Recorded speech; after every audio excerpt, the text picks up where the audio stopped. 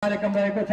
पहिले पानसमा बत्ती बालेर समुद्घाटन हुँदैछ र त्यसपछि ब्यानर परिपाटी समुद्घाटन हुनेछ। सम्पूर्ण महानुभावहरूलाई उठेर ताली बजाइदिनु हुन म हार्दिक अनुरोध गर्दछु।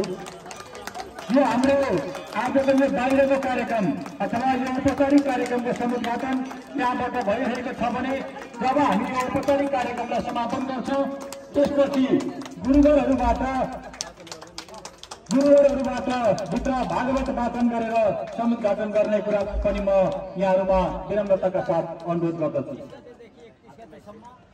समुद्घाटन समारोह स्थान बाल प्रतिष्ठान सभा वत्स सभा हल कोटियम कोटी नगर कनाकाई नपा 4 कोटियम झापा।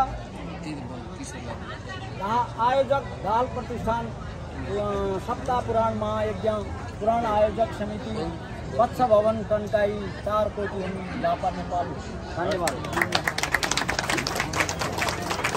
धन्यवाद। आजका प्रमुख अतिथि तथा दाहाल प्रसङ्गका केन्द्रीय अध्यक्षज्यू सम्पूर्ण महानुभावहरूलाई आफ्नो स्थानमा आसन ग्रहण गरिदिनु हुन अनुरोध गर्दछु।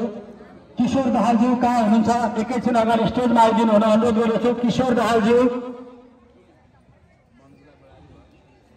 मनोज दाहालज्यू,